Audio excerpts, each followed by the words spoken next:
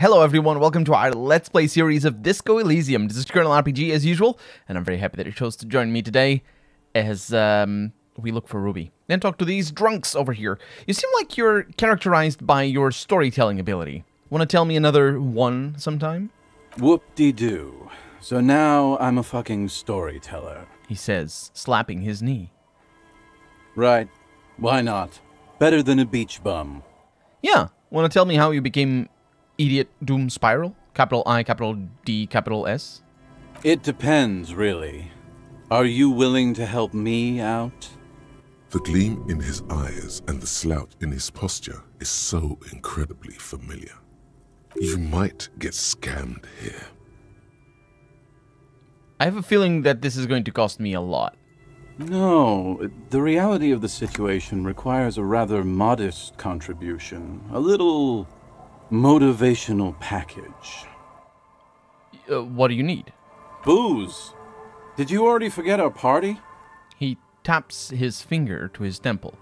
The thing I relayed to you earlier. So, have you got anything for good old Idiot Doom Spiral? A bottle for a story. Seems fair to me. I've got this blue medicinal spirit. How about that? No. He raises his palm as if to shun you back to wherever you came from. Contrary to popular belief, I enjoy being alive.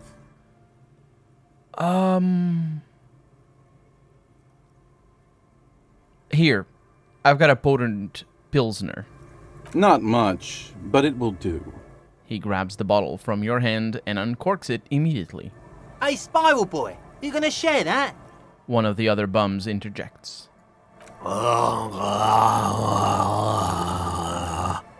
Gurgles the near comatose man.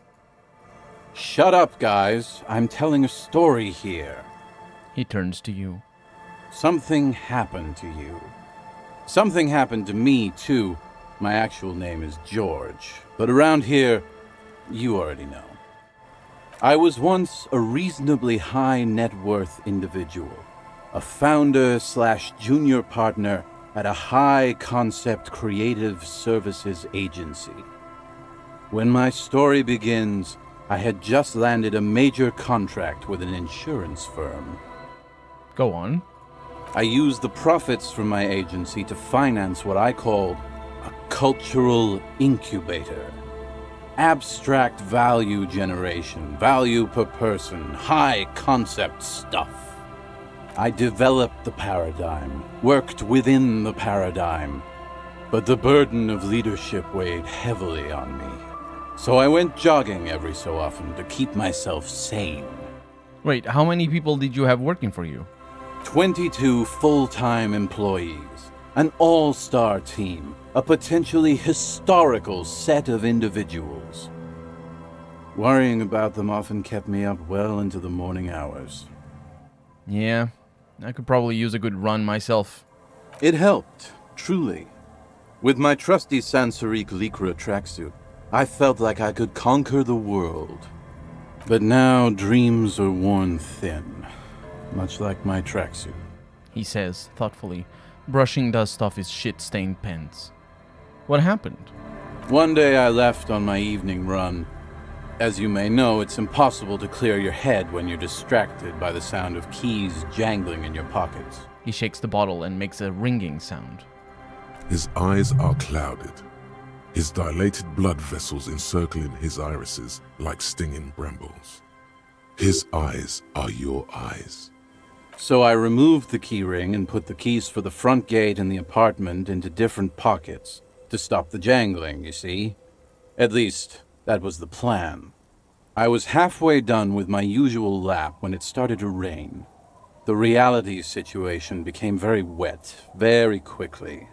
How wet are we talking, exactly? Wet, okay? It was raining really hard. There's a trace of derision in his voice. I made my way back home and discovered that I didn't have the key to the front gate. I'd mixed it up with the key to the letterbox, which was useless. Naturally, the situation required me to climb over the gate, which I did. There was no climbing down because I slipped and landed on my ass. I would have landed on my feet. I've got feline reflexes. Whatever. The point is, reality was looking rather grim just then. Me lying on my ass in a mud pit in the middle of a heavy shower. But when life knocked me down, I always got up. So I made my way across the yard. Standing in front of my apartment door, fumbling with my pockets, I realized that I'd also forgotten my apartment key. You gotta be shitting me. I wish I were, Tequila. I wish I were. He turns his head towards the skies. Instead of my apartment key, I'd taken the key to the office. Okay, so what happened next? I rang my neighbor's buzzers. It was late, and most of them didn't even answer. Those who did assumed I was trying to sell them something and hung up before I could even explain the situation. People are naturally wary of ad men, you see. One moment someone chats you up, 5 minutes later you've bought a box of edible lingerie and a strap-on. I don't begrudge them, especially since I was known to be one of the best. He pauses meaningfully. Just then, I experienced a moment of clarity. I still had the key to my office. I could wait out the storm there. But when I reached my office, I remembered that I'd asked one of my producers to change the locks that day. And since I hired only the best, he'd already done it, and I couldn't get in. Anyway, long story short, life spiraled out of control. I haven't gotten into my apartment for years, and my girlfriend left me because she didn't want to date a homeless man. The company, well, you see where I'm going with this. I see you're full of shit. This story is so baffling and nonsensical. There's a few like this is just a remarkable punctuation to the whole story, because I haven't gotten into my apartment for years is not what you say, when what you actually are saying is I became homeless. And my girlfriend left me because she didn't want to date a homeless man is not what you say when the reality is, for example, I have never talked to my girlfriend again, or my girlfriend just got fed up with me, and me getting locked out of my home was the straw that broke the camel's back, or something to that extent. Because it's just not like, and of course none of this makes sense. I don't actually know what the intention is behind telling this story, but none of this makes sense, is what I'm saying. He pinches his thigh as if to check whether this reality is the reality. So, now you've heard my tragic tale. What do you think? Like nothing you've ever heard, huh? He takes a long swig of his drink. Wait, is that it? I feel like there's some steps missing. Tequila, I've thought about this series of events for a long time. If there was anything else to it, I would have thought of it by now. Why didn't you go to the authorities? Well, at one point they came to me, but, I didn't have any ID on me, so they tossed me in jail for 2 days. I can't say it increased my faith in the RCM. No offense, gentlemen. He shakes his head. Yeah, that is, again, I suppose that some steps are missing take is interesting, because it could apply to this as well. But that's again another unbelievable thing.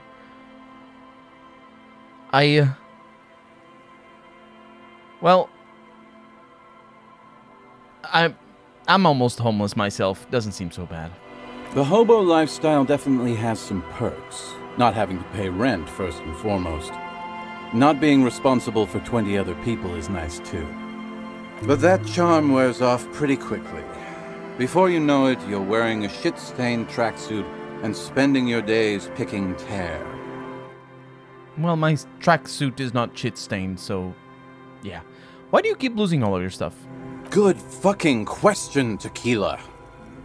If I knew the answer, you think I'd be hanging out on a beach in this formerly premium but now extremely dirty two-piece Lycra tracksuit? I used to own my reality situation.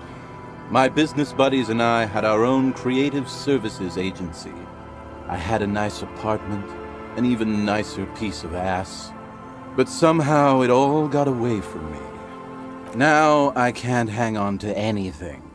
Just last week I stole this nice new jacket, but then I lost it too. The only things I haven't lost are these two drunks. A lost jacket? Sounds like a mystery you could look into. Oh, wait a minute. What's, Yeah, I know about that jacket. What's this about a lost jacket? Tequila, it's a verifiable tragedy. It was practically brand new. Sure, it didn't really go with my lycra threads, but it did itch a lot less. Say, you're a detective, right? He looks at you bleary-eyed. Maybe you can help old Doom Spiral out. Solve the case of the missing jacket. What do you say, Tequila? You mean this jacket that I discovered on the boardwalk and had cleaned on a whim? The man examines the jacket for a moment, a look of consternation on his brow. Nah, this isn't it. Found? That's medium concept stuff. Totally not my style. Wait. So you're saying there's another lost jacket out there somewhere? It's a big world out there, Tequila. Lot of lost jackets in it. Don't know why you'd think this could possibly be mine. Hey, Doom Spiral. Ain't that the jacket you stole the other week? Not on your fucking life, Rosemary. What's wrong with you people? Like I'd be caught dead wearing fawn, like some low-concept bicycle courier. Tell you what, Tequila. Why don't you just hang on to that one? I'll get another jacket. Someday. Oh, that's interesting. We just completed a secret task called Find Idiot Doom Spiral's jacket. So it is his jacket. He just doesn't want to admit it. And as well, it makes sense that it was his jacket because Rosemary said that it was. But he just doesn't want to admit it because he must have stolen it while it was covered in shit. Or maybe, I don't know, maybe he threw it over there and just got covered in shit. I don't know. At least you got a nice jacket for your troubles. The lieutenant shrugs. Yeah. What was the name of your agency? My agency. Man. He takes a long, melancholic sip. The Boom Boom Room. Our concept was combining high art with the lowest forms of marketing. The color red, breasts, and oil painting. I convinced my partners to reinvest some of our profits in an even more high-concept cultural incubator called Thin Air. The artists were happy, the clients were happy. I was financing a group of poets in East Revachol who were developing a new universal poetic language. But then it all went to shit. He looks towards the bay. Sounds intriguing. What say you, Art Cop? If it sounds like it makes no sense, that's because it doesn't. Man, mixing high and low, commodifying culture, that is extremely my shit. I know! He takes a long, wistful sip of his beer.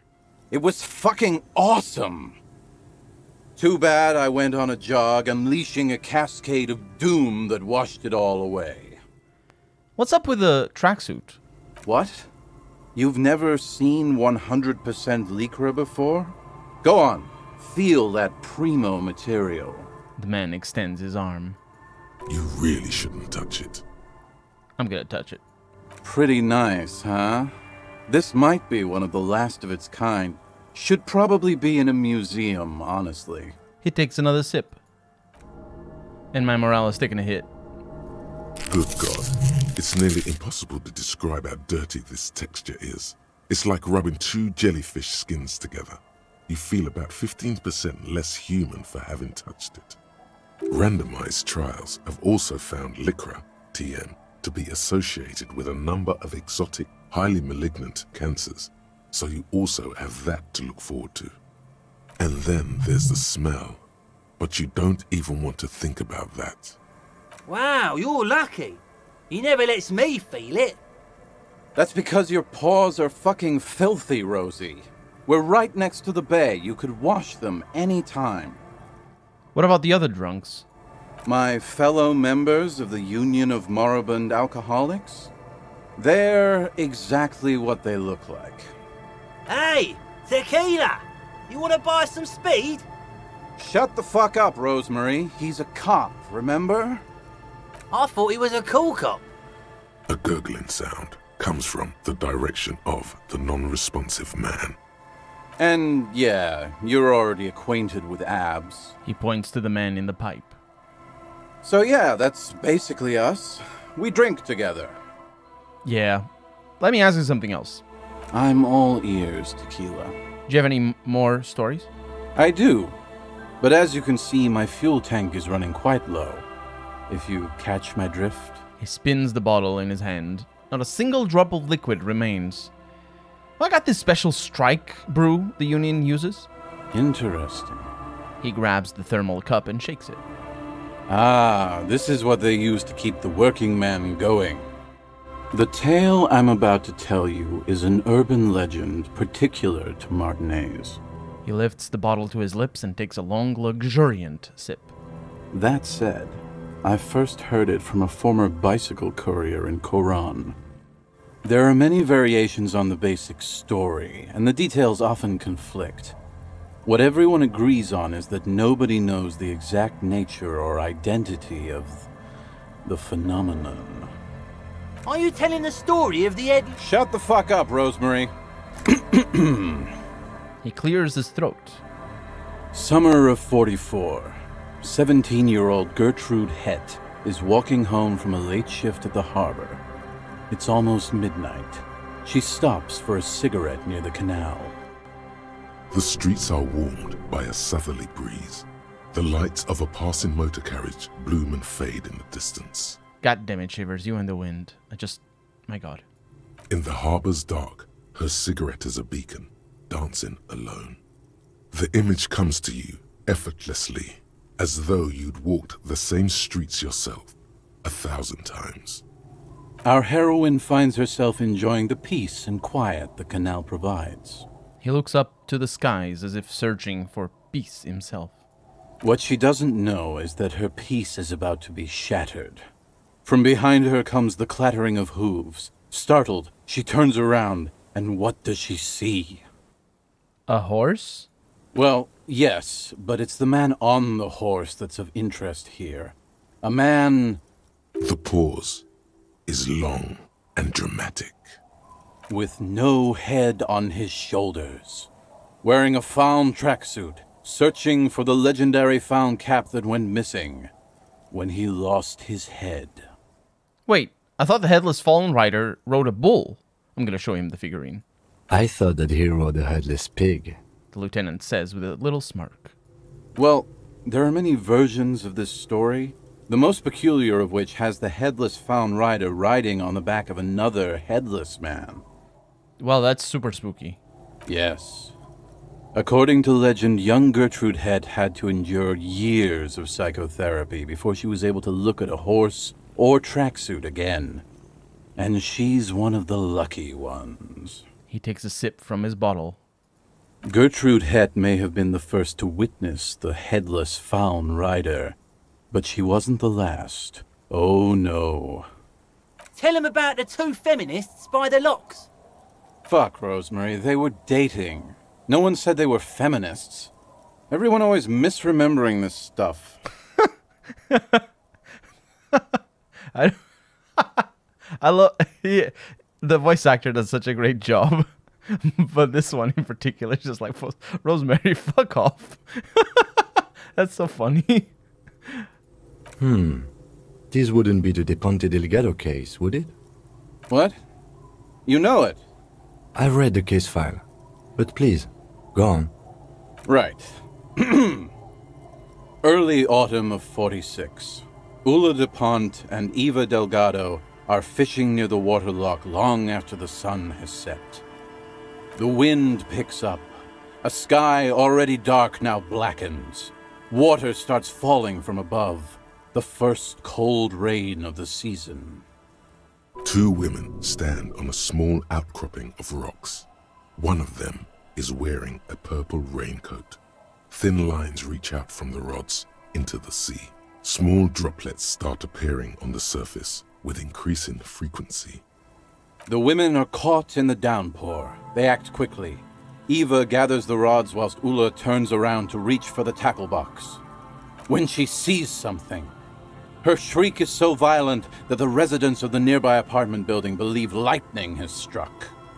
But there is no lightning. Only a heavy downpour and the silhouette of the headless Faun Rider looming on the horizon. Ula makes a run for the shore, but Eva slips on a wet rock and disappears into the cold, cold canal with nary a sound. The man falls, ominously silent for a moment. Her body is never recovered. He looks you straight in the eye. What did the case file say? I'm gonna ask him. Naturally, Ula De Ponte became the prime suspect in the disappearance of Eva Delgado. De Ponte maintained that it was the so-called headless Faun Rider and that she ran, fearing for her life. He adjusts his glasses. During the investigation, it became apparent that there was a love triangle, the third party being some small-time businessman. I don't remember the exact details. The leading theory was that an argument broke out on the jetty and De Ponte pushed Delgado into the canal, then cooked up this stupid cover story. Was she arrested? No. She committed suicide before she could be taken into custody. They found her in the bathroom with a rifle, her face slowly peeling off the ceiling. Not a pretty scene. Man, that's some grisly detail. Oh well. Here's to another case closed. He takes a hearty swig from his bottle. Anyway, that's the story of the headless Faun Rider. Pretty crazy, huh? Huh. Who was the headless rider before he died? Well, Tequila, that's part of the legend. No one knows for sure. There are a couple of possibilities, though. Some say he was an undercover cop who blew his cover and got beheaded by the vicious gang he had infiltrated. Now he rides, searching for his lost found cap, plotting revenge. O headless brother, where art thou? That's our esprit de corps talking. Others claim he was a professional jockey who veered off course during a steeplechase, ended up in somebody's backyard, and got decapitated by an exceptionally taut clothesline. Even decapitation couldn't stop his commitment to the sport. Are you that committed? Personally, I think he was just some guy who hanged himself from a really tall tree, and the fall was so violent that his head came clean off. Coincidentally, at that exact moment, a horse happened to pass under him, and his beheaded corpse mounted it, where it remains to this day. But then, no one really knows. That doesn't make any sense. How would he lose his head from falling? Falling doesn't hurt. It's the stop at the end of the fall that hurts. How did he lose his head from falling from a tree? That doesn't make any sense. I love it. For some reason, this does strike you as the most plausible theory of them all. The reason being that the other theories are even more deranged than this one. At least they make more sense. I like the exceptionally taut clothesline. My god, this guy is just... Oh boy. I bet he was the jockey. He seems super committed to his sport. That explains the horse part for sure. Don't know why he'd be wearing a tracksuit, though. Seems like a stretch, if you ask me. Anyway, to each his own. You want to hear any other stories? I've already seen some weird shit on this case. A headless jockey in a tracksuit fits right in. Hard to argue with that, I suppose. That's the reality situation for you. You think you got a handle on it, then blam! It throws some wild shit at you. He takes a long swig and then smiles. That's why it's critical to stay well hydrated. Yeah, but that's nothing though. I've got an even crazier story. Yeah? Why don't you go eat shit, Tequila? There's no way you know a better one than that. Oh, yeah? What about the cold Umama Dakwa? It's a magical self-replicating sound. I have to admit, that's pretty high concept. Still not as awesome as a headless rider in a found tracksuit, though. Well, I said crazier, not awesome, but yeah, sure, I suppose. Whatever became of the headless fallen rider, though? No one knows. Some say he stalks Martinez to this day, and can be seen near the canal when the clock strikes midnight. Ooh. He makes a spooky gesture with his free hand. The lieutenant smirks. He won't, though, because it's just a stupid legend. Aye. I saw him one night when I was right shit-faced. Huh. Okay. I can listen to those stories again, but I don't have time for them. I'm gonna see if I have more booze for him and see if he tells more stories. But for right now, I'm Colonel RPG, and this has been Disco Elysium. I really hope you've enjoyed it, and if you did, go ahead and leave a comment, like the video, but above all, thank you so much for watching, and I hope I'll see you next episode. Bye-bye. Okay, let's step aside for a second. I have something I want to talk about.